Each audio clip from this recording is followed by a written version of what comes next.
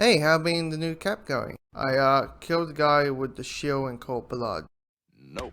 No.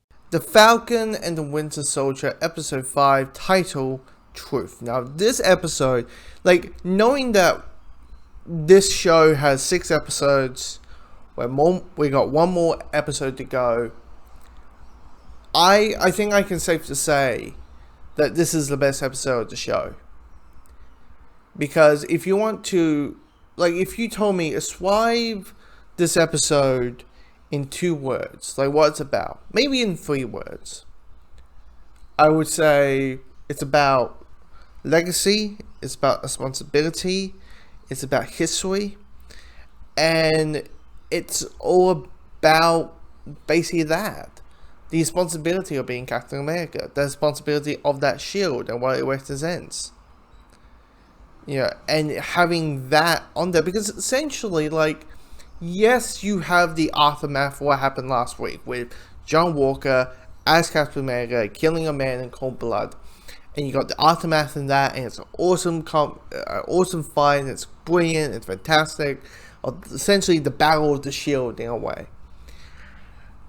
But you got the rest of the episode. You got a whole other 40. You got another 55 minutes of the episode to watch, and what you have is Sam tossing the idea of, should I be Captain America?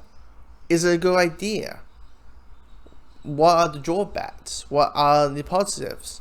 He goes and visits the guy who I'm saved the character's name because he only showed up once, so it escapes me. But the man who was secretly had the super serum in him, but because he was African American, because he was black, they chucked him in jail, not make him the new Cap. And finding out, him having a conversation and finding out what happened to him, the concept of, has the world really changed? It seems it's changed, but has it really? So you got all that. It's just really well done, because even with those 3 words I'm talking about, the stuff with Sam's family boat, and understand there's the history of that boat and what it means to them as a family, and all that. It just dives in really well. I mean, yes, is it wrapping up some loose ends like Zemo and all that? Yeah. And it feels like maybe Zemo might show up in Black Panther 2, but you never know.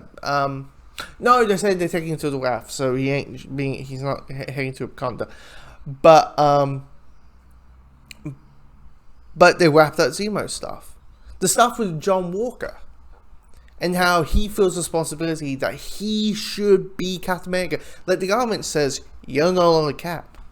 You're no longer Captain America. And he says, I am Captain America.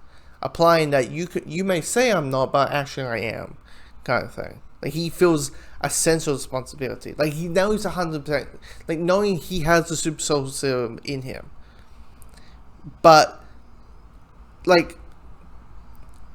knowing the rage that he had last week, all that kind of stuff, you can sense he feels that level of responsibility. Yeah. Yeah, he mentions to his wife, these guys don't know what it's like to be on the field. They don't understand responsibility. This is blabbing words. And by the way, who the hell was, forgot the actor's name, but spoiler alert here, there's a character who pops up. Micah's Viper? I don't know who this guy is meant to be, but who is when I call, you better call. Who could that be? Who they're recruiting? Who has purple hair? Who has purple hair in the Marvel Comics? Please explain. Who could that be? That's gonna be a whole speculation. She's Mephisto. If she's playing Mephisto, I'll be like, what the hell? It's guys, you were right. It's just you just picked one show. But I doubt it's Mephisto. Mephisto is not a pun until he ever shows up, or she ever shows up. I have no idea who she is. I mean, it feels like Like, the only thing I have in my head is that she's like working for AIM, maybe? Like, it's a Hydra type organization, but it's not Hydra. Maybe it's Hive. I don't know. All that, but yeah. But here's the thing: this episode is so good. This episode is so good. The stuff with Bucky and how he's, moving along. He realizes that Steve's gone, and I need to move forward. Forget the past. Don't forget the past, but move forward. And Steve is gone. Gone, in quotation marks. But it's that stuff is good.